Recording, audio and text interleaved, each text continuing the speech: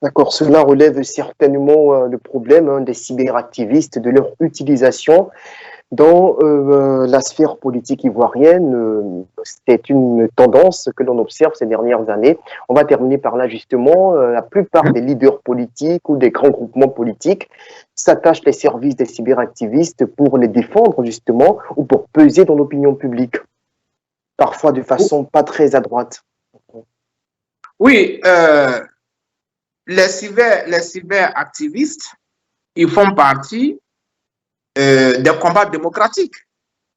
Et bon, c'est vrai que certains, ils dépassent un peu les limites en violant les droits de ceux qui veulent critiquer, mais beaucoup connaissent leurs droits. Beaucoup le font sans insulter. Et on ne peut pas leur enlever ce droit. Seulement, il appartient aussi au gouvernement de sensibiliser quelle est la limite qu'il ne faut pas dépasser quand bien même vous défendez vos droits, bien vous défendez vos candidats. Moi et mon équipe, on critique le gouvernement.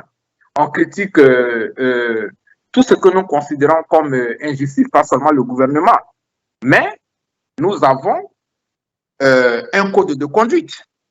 Mais le gouvernement aussi, je vais vous donner un témoignage qui me concerne personnellement. Chaque année, depuis maintenant 3 ans, j'ai été approché par des gens qui me suggèrent de faire un coup d'État pour mettre à la tête de la Côte d'Ivoire. Vous m'entendez très bien. J'ai été approché par des gens qui, après enquête, je découvre que ne sont que des pions du régime qui m'attirent dans un piège. Si je dis oui, on t'apporte là, on dit oui, vraiment, nos parents sont en train de souffrir. Ils m'apportent, nos parents sont en train de souffrir, on viole nos soeurs, nos parents perdent leur terre, on veut te soutenir pour faire quelque chose. Et souvent, avec harcèlement. Juste au point où je dis, écoutez, j'ai un parti politique, j'ai créé un parti politique pour passer par la voie démocratique, je ne suis pas un rebelle, je ne suis pas un soldat.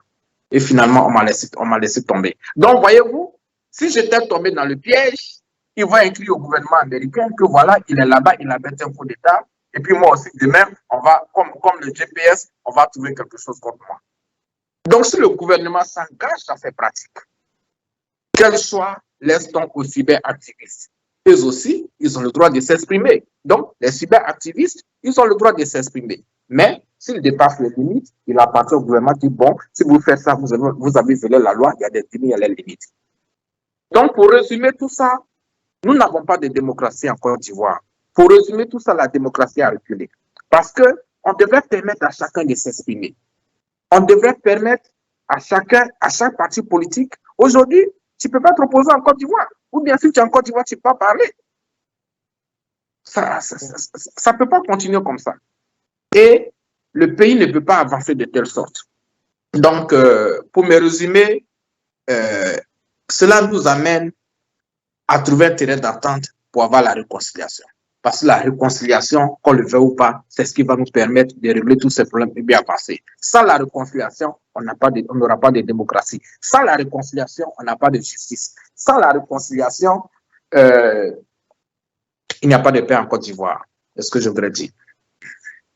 Merci bien, docteur Bani David. Je rappelle que vous êtes juriste et président du parti Progrès patriotique progressiste Côte d'Ivoire PPCI en abrégé et que vous résidez donc aux États-Unis. Vous étiez ce mercredi l'invité d'Ivoire TV.net pour évoquer l'actualité politique en Côte d'Ivoire de façon générale et plus spécifiquement l'affaire Arlette Zaté. Merci encore à vous. Merci également à tous ceux qui nous ont suivis. On va se dire au revoir et à bientôt.